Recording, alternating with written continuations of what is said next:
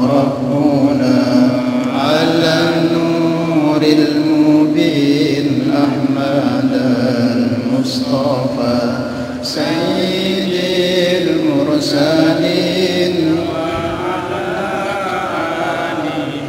وصحبه أجمعين وعلى آله وصحبه أجمعين صلى الله على نور المبين أحمد المصطفى سيد المرسلين وعلى آله وصحبه أجمعين وعلى آله وصحبه أجمعين. Jamaah salat maghrib yang sama-sama dirahmati dan dimuliakan Allah Subhanahu wa taala. Seperti yang katakan tadi, sebentar lagi kita akan memasuki bulan Ramadan. Kita akan kedatangan tamu yang begitu mulia, tamu yang begitu agung, yang begitu hebat.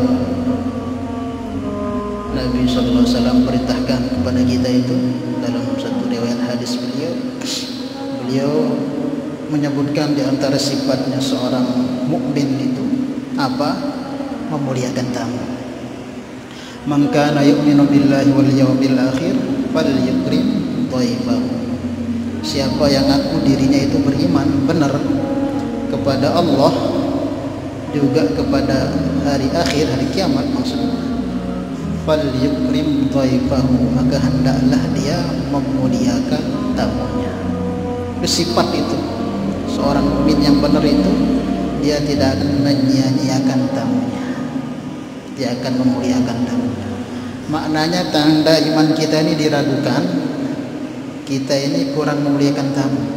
Bahkan kita tidak suka kedatangan tamu, merepotkan, kadang kita katakan membebankan, kita katakan. Nah, kalau ada hal seperti itu di hati kita, perlu kita perbaiki keimanan kita. Karena sifat seorang mukmin itu senang dengan kedatangan tamu itu, bahagia dia. Karena tamu itu datangnya membawa maghfirah, membawa rahmat, membawa banyak sekali berkah dan kebaikan. Makanya Nabi sabdakan, siapa yang betul mengatakan dirinya beriman kepada Allah dan Rasulnya, maka sifatnya senantiasa memuliakan tamu. Nah, kita ini sebentar lagi kita akan kedatangan tamu mulia. Maka kita bukan tamu biasa-biasa ini, bukan tamu ecek-ecekan, tapi tamu yang luar biasa. Jika benar kita sambut dia, maka dia akan membawa kita untuk memasuki surga yang kekal abadi itu. Tapi kalau kita acuh tak acuh, biasa saja, bahkan tak respon dengan tamu ini, bahaya ini. Bahaya, bisa nanti kita kepeleset, nggak bisa masuk surga nanti, malah masuk ke tempat selain surga. Maka jamakan Allah Subhanahu wa taala, sifat kita ketika kedatangan tamu itu, siapapun itu, kalau dia benar, mesti sebelum-belumnya akan buat persiapan. Seperti yang tadi katakan, ini bukan tamu biasa, ini tamu besar ini. Tamu besar. Yang Nabi sallallahu alaihi wasallam katakan, "Idza jaa Ramadan futihat abwabus sama." Jika datang bulan Ramadan itu, futihat abwabus sama, pintu langit itu dibuka. Maknanya apa? Apapun jenis permintaan kita, apapun jenis permohonan kita di bulan itu dikabulkan oleh Allah SWT. Sampai kapan? Dari awal Ramadan sampai selesai Ramadan, dibuka pintu langit. Siapapun yang meminta pasti Allah beri. Pasti Allah akan ijabah.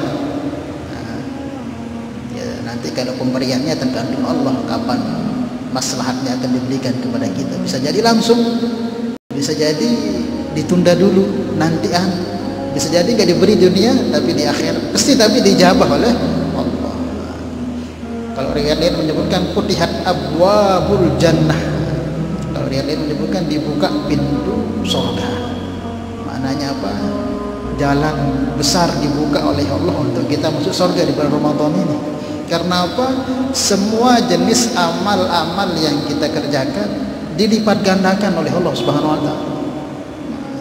Dedek teman zikir, dedek teman tadarus, dedek teman tinduk tadoa niki di Ramadan niki. Kita ibadah. Naumu shaimun ibadah kan. Tidurnya orang puasa itu ibadah itu. Ibadah dia itu. Dia lalai kan tidur itu, kelalaian itu tidur itu.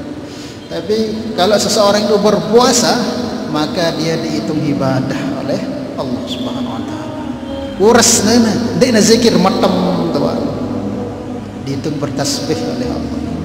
Wasumtuhu tasbih. Diamnya orang puasa itu seperti dihitung orang yang senantiasa membaca tasbih. Coba. Dia mendoa non dek ngeros, uras tinduk terus matam. Dihitung dia membaca tasbih. Man jaa bi sunnati yujzakal fardhah. Siapa yang datang membawa amalan sunnah, marah ngaji kan sunnah. Kalau ngaji ini kita kerjakan di bulan Ramadan, tarawih, duha, tahajud, apapun yang sunnah itu semua jadi fardu pahalanya. Semua jadi fardu. Dilipat gandakan jadi fardu sunnah qabliyah, apapun yang kita buat. Baca Al-Qur'an itu pahalanya bukan dirubah jadi wajib, enggak, pahalanya saja diberikan seperti pahala fardu.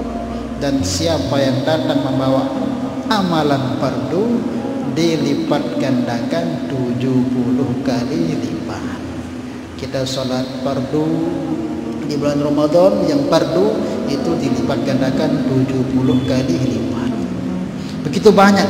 Makanya jalan terbesar sebenarnya di Ramadan ini untuk kita ini berpotensi mendapat surganya Allah Subhanahu wa taala kalau benar kita menjalaninya, benar kita memahaminya dan menjalankannya.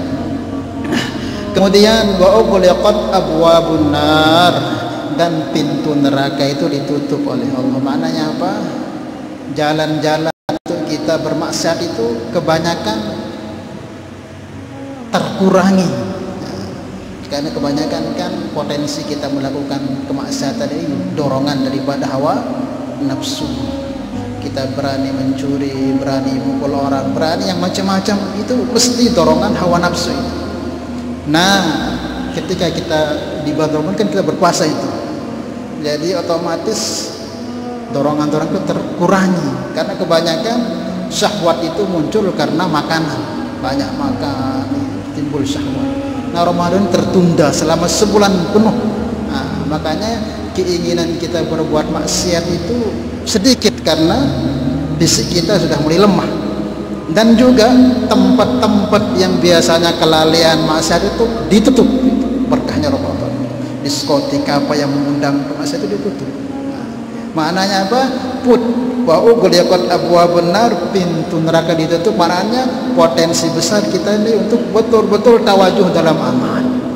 Wa syubidatus syayatin, dan setan-setan dibelenggu.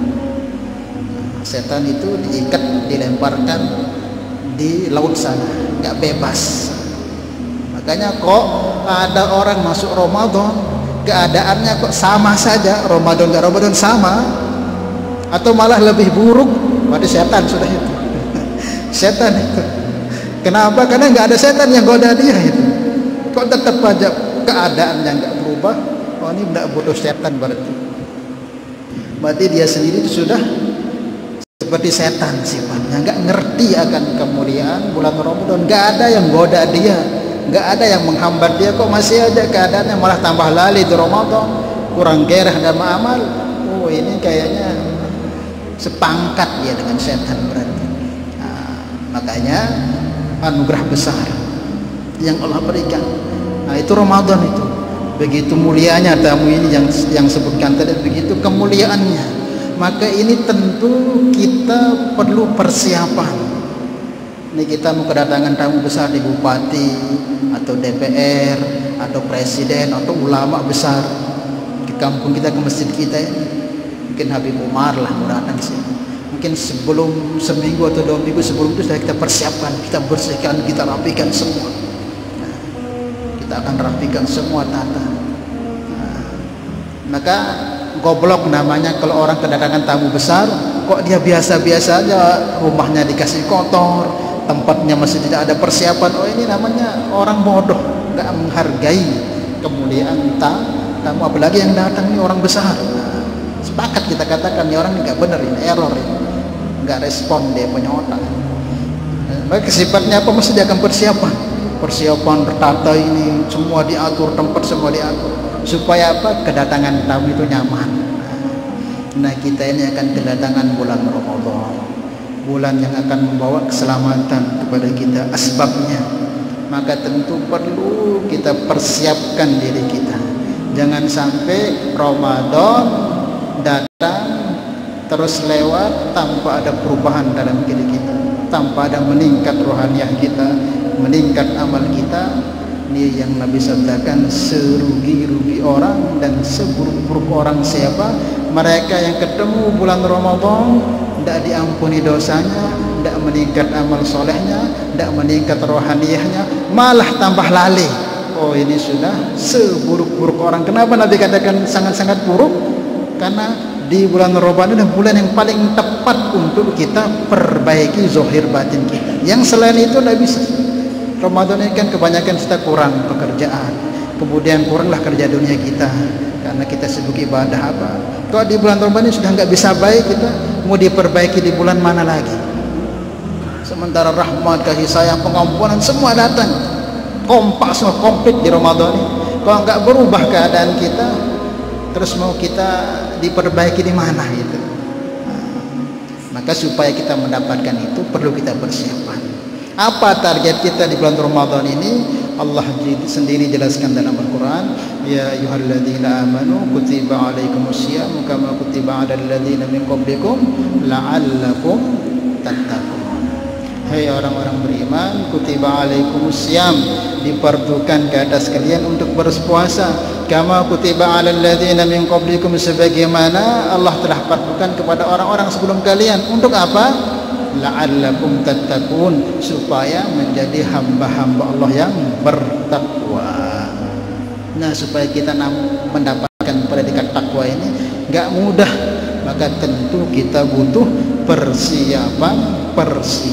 Minimal kata para ulama, persiapan yang perlu kita butuhkan untuk kita jalani Ramadan ini supaya benar dan supaya dapat kita seperti yang dikehendaki Allah dalam berpuasa ini, menjadi hamba-hamba yang bertakwa kepada Allah. Minimal ada 2 yang perlu kita siapkan, atau enggak 3. Yang pertama itu ilmu yang pertama. Jadi ilmu itu harus jadi pimpinan. Ilmu itu, al ilmu imamun wal amal tabi'uhu. Ilmu ini imamnya, amal ini ngikut saja, ngikut ilmu. Kalau kita beramal tanpa ilmu, nggak akan diterima kita punya amal. Maka jangan kita remehkan ilmu. Ante nuntut ilmu diri, ngaji diri, oh jangan diremehkan. Perintah pertama datang yang menyebabkan Nabi Adam itu mulia daripada malaikat. Itu malaikat itu kan sudah berabad-abad, bermiliaran tahun berada di surga. Tetapi Nabi Adam baru saja diciptakan oleh Allah Subhanahu wa taala. Allah perintahkan miliaran malaikat untuk sujud kepada Nabi Adam yang baru diciptakan. Karena apa kelebihannya? Apa kelebihan Nabi Adam? Ibadah juga belum, itu baru diciptakan. Malaikat ribuan tahun sudah ibadah dan tidak pernah maksiat. Tapi diperintah sujud, apa sebabnya? Wa 'allama Adama asma, ilmu sebabnya. Karena sebab ilmu kalah nilai ibadah malaikat yang begitu itu. Dan Nabi Adam belum ibadah waktu itu. Kan jangan kita remehkan ilmu. Yang mulia baginda Mustafa Muhammad SAW sebelum diperintahkan untuk perintah untuk menjalankan ibadah dan misi-misi dakwah dan sebagainya, pertama perintah itu ilmu. Apa ayat pertama dalam Al-Quran turun itu apa? Iqra bismi rabbikal ladzi khalaq. Itu makanya apapun itu, terkhusus puasa ini kan bagian ibadah besar ini, derajatnya di bawah sholat. Maka tidak bisa tidak dibarengi, dipandu dengan ilmu.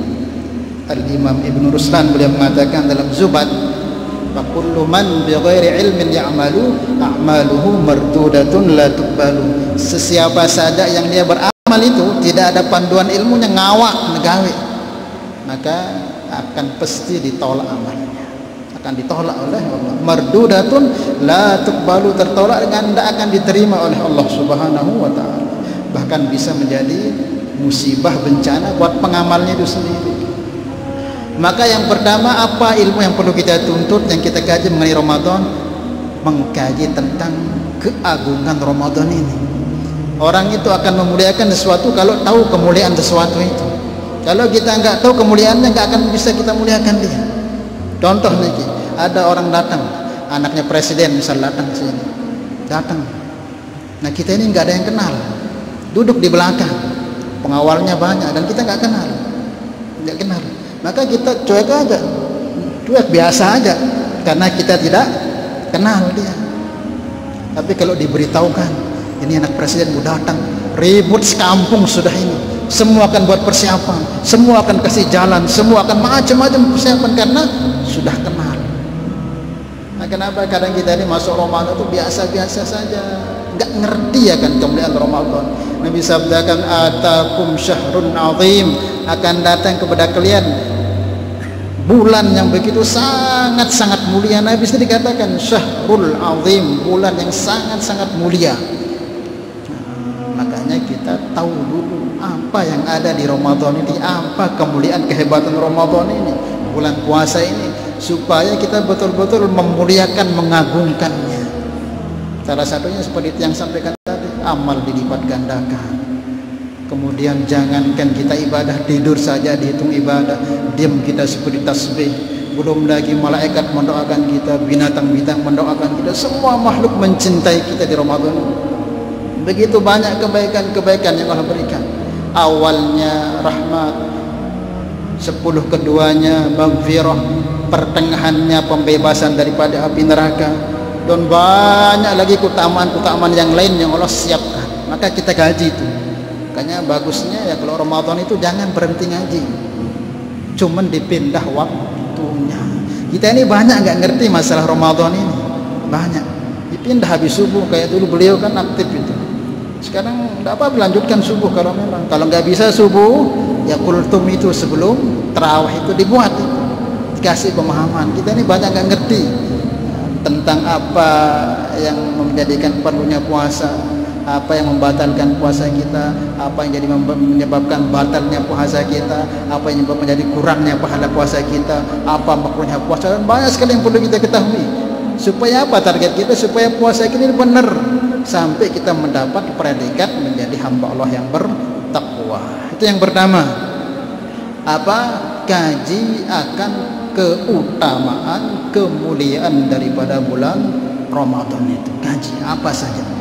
Nabi itu pernah mengatakan, "Lau ta'lamuna fi Ramadan, wahai umatku, kalau kamu itu tahu ma fi Ramadan, anugerah kemuliaan yang Allah akan berikan kepada kamu di bulan itu, la tamannaunahu anna syuhur kulluha Ramadan." Pasti kamu akan berharap Allah lapu anoh bulannya jadi Ramadan. Den di arah Rajab, den di arah Sya'ban, den di arah Muharram, den di arah Dzulqa'dah, den di lapu anu jadikan Ramadan. Kalau kita tahu, sayangnya kita tidak tahu. Kalau hamba-hamba yang saleh itu tahu kemuliaan bulan Ramadan ini, sayyidus syuhur, pimpinannya bulan. Kalau dibukakan oleh Allah kemuliaannya, pasti kita akan berharap pokoknya lapu anu bulannya jadi bulan Ramadan. Itu yang pertama. Apa kita kaji akan kemuliaan, kemuliaan bulan Ramadan, supaya kita memuliakan, mengagungkannya. Kemudian yang kita cari itu ilmu yang kaitan tentang ahkam yang ada atau hukum yang ada di dalam ibadah Ramadan ini. Kita kaji itu apa saja yang menyebabkan pahala kita sah, apa saja yang menyebabkan batalnya pahala, batalnya puasa kita, dan apa saja yang menyebabkan batalnya pahala puasa kita. Sah puasa kita tapi pahalanya enggak kita dapat, rugi kan. Apa saja yang bisa mengurangi pahala puasa kita, apa saja yang menyebabkan makruhnya puasa kita, dan banyak lagi sunnahnya yang dianjurkan, kemudian amal-amal apa saja yang sangat-sangat perlu kita buat, itu semua ada ketentuan-ketentuan yang perlu kita kaji. Kalau enggak begitu nanti ada Nabi pernah bersabda, rubba shaimin laisa lahu min siyamihi illa al-ju'i wal atas. Berapa banyak itu orang berpuasa tapi ndak mau apa-apa leman puasana, illa al-ju'i wal atas, kecuali lapar sama haus. Ndak mau apa-apa, ilallah doang panjak-panjakan dirine, ndak ngelor, ndak nginem, ndak berkumpul kanja senina ana. Wah, susah payah sebulan penuh lagu ndak mau apa hanya sekedar kewajiban saja. Kenapa kok bisa begitu? Karena kita nggak ngerti kemuliaan Ramadan, nggak kita tahu apa-apa yang menyebabkan gugurnya pahala-pahala itu besar yang kita akan dapatkan. Bahkan ada juga yang sampai batal padahal puasanya, tapi dianggap dirinya masih berpuasa saking nggak ngertinya. Berapa banyak kita itu? Berapa banyak yang perlu kita tuh waktunya, sahur sampai kapan, berbuka itu gimana, itu ada ketentuannya. Banyak sekali masail-masail yang ada pada Ramadan yang perlu kita kaji supaya lurus benar, berpanduan ilmu, supaya puasa Ramadan kita sesuai seperti apa yang dikehendaki Allah dan Rasulnya. Insyaallah ya. Nah, itu yang pertama, ilmu tentang kemuliaan Ramadan, kemudian ilmu tentang ahkam hukum yang ada pada Ramadan itu kita. Kemudian yang kedua yang perlu kita persiapkan lagi, apa yang kedua? Hati yang penting, persiapan hati kita. Maka ulama mengatakan yang kemarin itu bulan Rajab itu persiapan zahir kita ini, fisik ini disiapkan di Rajab kemarin. Di Rajab itu mulai kita kurangi kerja-kerja berat keduniaan kita, mulai kita kurangi, tingkatkan bacaan Al-Qur'annya, tingkatkan ibadah di Rajab kemarin itu. Kemudian fisik kita ini kita benahi, kurangi kesibukan banyak dalam ibadah. Kemudian sekarang ini masuk bulan Sya'ban ini, persiapan hati kita. Hati ini dipersiapkan, hati ini di dalamnya ini mulai khusyuk, mulai betul-betul banyak-banyak zikir, banyak selawat, tenangkan hati untuk menyambut Ramadan ini. Karena apa? Orang yang akan bisa menikmati lezatnya ibadah di bulan Ramadan itu orang-orang yang hatinya bersih. Lam masih lenge kotor kerukut atente pasti tarawih nu berat beban, wah puasa nu beban, labu beban kembe ya kerukut dia masih kotor atente. Orang akan menikmati lezatnya tarawih, lezatnya qiyamul lail, lezatnya qiyam, tilawah, puasa, bantu orang, ikram siapa? Mereka yang hatinya itu bersih. Lamun dek ngeno dia sabeng tersusah untuk ibadah. Al-Imam Hasanul Basri ini pernah ditanya oleh salah satu jamaah beliau, Syekh, saya ini kok susah banget untuk bisa sholat tahajud itu. Saya sudah persiapan bangun tidur awal-awal, kemudian saya pasang alarm, tetap saja saya kelembang terus, subuh aja saya bangun. Maka Syekh katakan, ya persiapan memang sudah bagus, itu bagus, sudah awal tidur terus ada persiapan pakai alarm dan sebagainya, tapi kamu tetap nggak bisa bangun ya. Oh berarti dzunubuka yuqayyiduka, oh berarti dosamu inilah yang mengikat kamu sehingga nggak diberi taufik oleh Allah untuk bisa bangun. Jadi dosa ini menghalangi kita untuk buat taat, gelapnya hati kita ini menghalangi kita untuk bisa buat ketaatan. Dzunubuka yuqayyiduka, dosa kamu inilah yang menyebabkan kamu nggak diberi taufik untuk bangun tahajud, tidak digerakkan oleh Allah Subhanahu wa taala. Maka sebelum masuk Ramadan, tata hati kita, sibukkan dalam zikir, ingat kepada Allah, tawadhu, nikmat nanti kita rasakan ibadah. Sayyidina Utsman radhiyallahu taala anhu beliau mengatakan, "Lau tahurat qulubuna ma syabi'at min tilawatil Quran," kata beliau. Kalau kamu punya hati itu bersih, tuhur, suci, pasti kamu punya hati itu, kamu punya lisan itu tidak akan pernah pendak bosan membaca Al-Quran.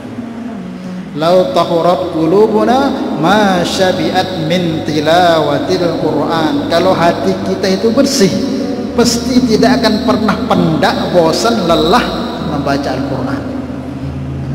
Ini karena kotor nanti terbuka Quran dong, kadang dituah buruk terbaca seberat ngantok, kadang tarik Al-Quran kembali masalahnya hati ini masih lebih masalah. Beliau katakan kalau suci bersih hati kita tidak akan bosan bercakap-cakap dengan Allah Subhanahu wa ta'ala. Maka dari itu jauhkan Allah Subhanahu wa ta'ala. Persiapan yang kedua yang perlu kita persiapan untuk menyambut Ramadan ini, bulan Sya'ban ini masih berapa hari ini, tata hati kita. Tata hati kita, kurangi dari kesibukan-kesibukan, banyak zikir, banyak baca selawat, banyak ingat kepada Allah Subhanahu wa ta'ala. Kemudian nanti ketika masuk di bulan Sya'ban itu baru kita persiapkan roh, namanya roh kita berpadu antara jasad dengan hati, rohnya di situ. Itulah orang nanti akan mendapatkan kemuliaan, rahasia-rahasia, kehebatan yang ada pada bulan Ramadan. Memang orang-orang yang dibukakan dengan hal-hal seperti itu, kehebatan Ramadan, memang orang-orang yang betul-betul mereka buat persiapan, enggak kayak kita-kita ini. Nabi itu kan persiapan Ramadan itu dari bulan apa? Rajab itu doa. Malah beliau di bulan Sya'ban itu berpuasa penuh. Aisyah radhiyallahu anha mengatakan, aku tidak melihat Rasulullah itu berpuasa sebulan penuh selain Ramadan itu, kecuali di bulan Sya'ban. Beliau itu sering puasa pol, sunnah itu di bulan Sya'ban itu. Siapa Rasulullah? Ayo, manusia maksum, tidak akan pernah menyentuh dosa.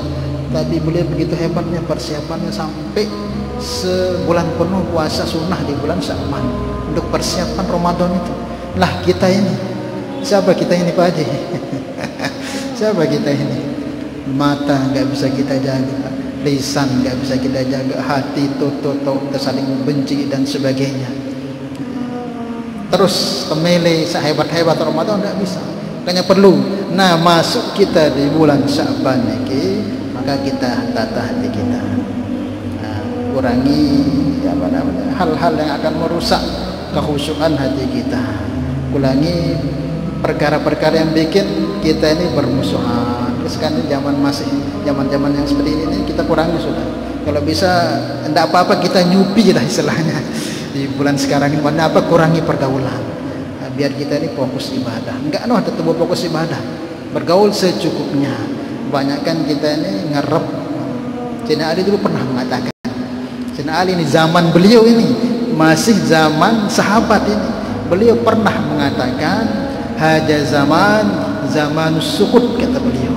Zaman saya ini sekarang, sahabat-sahabatku ini, Ali ini sahabat, masih zaman sahabat. Sekarang ini zaman sukut, zaman kita banyak diam sudah, nggak usah ikut-ikutan, banyak diam. Zaman Sayyidina Ali itu haja zaman sukut, banyak diam. Kita ini ngomong mesti salah sudah sekarang ini, banyak diam. Waluzumul buyut, dan luwek ngerep balik ngaji, anak aja istri ngaji, ibadah. Itu zaman Sayyidina Ali mengatakan waluzumul buyut, banyak dia boleh balik. Ini kalau udah sugul-sugul nih, lihat sekejap maksiat, kadang kumpul lebaran lain masih tarawusan, kadang dia saling benci, macam-macam sudah. Lalu tidak balik, insya Allah selamat. Kemudian ridha bil qut, ridha dengan makanan yang kita dapat yang sehari itu cukup, itu dah. Tidak usah mengulang lebih-lebih. Karena kalau mau tersugul ini mesti tahu, oh ini berdua dengan ini berdua, sehingga kita iri, sehingga kita apa, ingin lagi. Wa ridha bil qut, dan merasa cukup dengan apa yang ada di rumah. Sampai kapan? Hatta tamut, pegang itu sampai mati. Nak kalau kita milih lebih-lebih mesti jalan-jalanan, lamun dan nipu riba, dan riba haram bah intinya.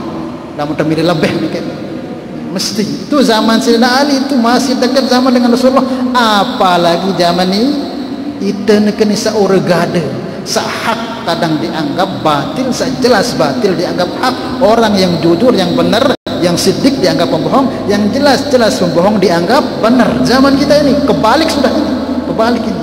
Maka yang selamat zaman ini siapa? Nah, orang-orang yang diselamatkan oleh Allah. Maka cara gimana? Dekatkan diri kepada Allah. Banyak diam sudah. Kalau ada yang kita lihat itu kemungkaran apa, doakan sudah, doakan. doakan ya Allah dengan nangis-nangis. Kalau kita ikut cemplung di sana, kena sudah kita fitnah. Ini zaman itu zaman Sayyidina Ali aja. Ali dibunuh, Hasan dibunuh, Husain dibunuh, siapa lagi? Umar bin Abdul Aziz dibunuh. Nah itu zaman fitnah sekarang. Pesan Sayyidina Ali, diam.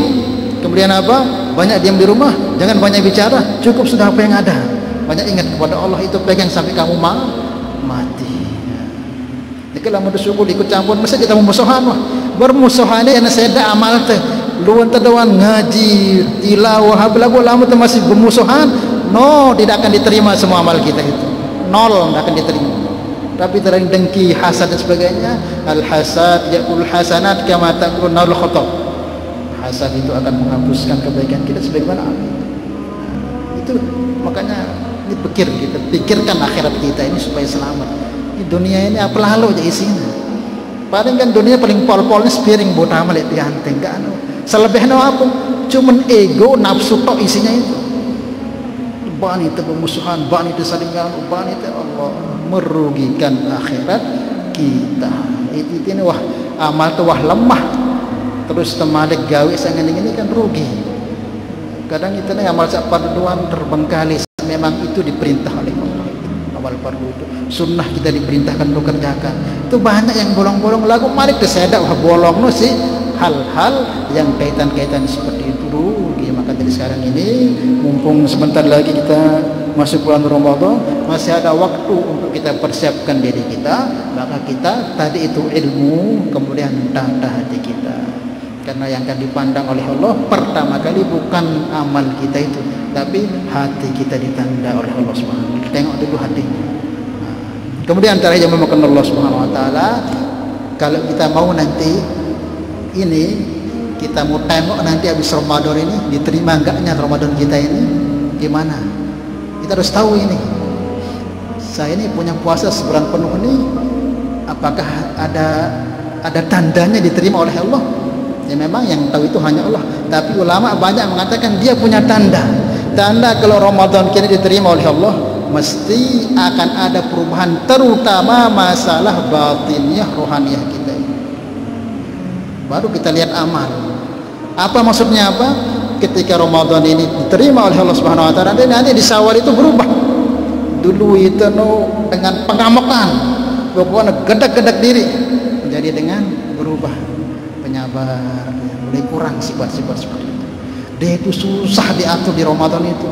Melen bergabok bersih aduan. Nah, selepas itu mulai berubah keadaannya, mulai agak kurang. Nah, ini tanda diterima. Dulu ketika di Ramadan itu dia orangnya sombong, pokoknya mulai dia sudah tawadu orang. Nah, itu ada perubahan batin, ada perubahan hati. Ini tanda-tanda kata Habib Umar bin Hafiz, tanda amal kamu itu diterima oleh Allah akan berubah.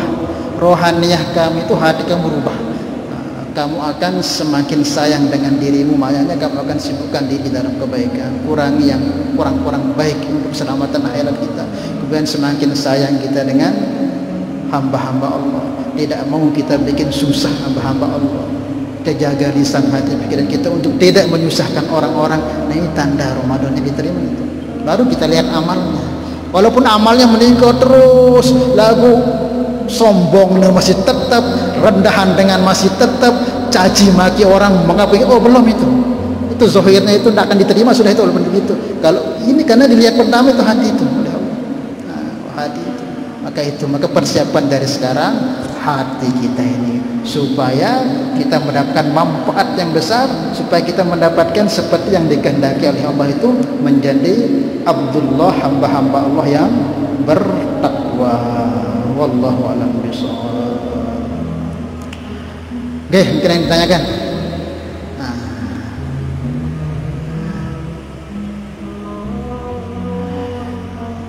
Ini sekedar anuknya, adapun nanti masalah-masailnya itu perlu dikaji insyaallah ya.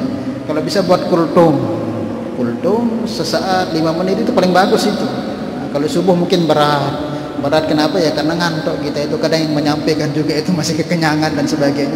Tapi kalau kultum itu bisa Ustaz kan banyak, bacakan sedikit mungkin satu pertemuan itu apa yang kaitan tentang puasa, dalilnya berpuasa, kemudian hukumnya mengingkari puasa, itu perlu dijelaskan dari detail sampai selesai. Nanti pas 10 terakhirnya kaitkan tentang zakat.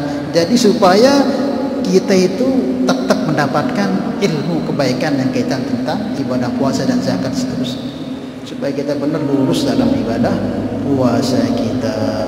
Salah ya? Oke, mungkin ada yang tanyakan?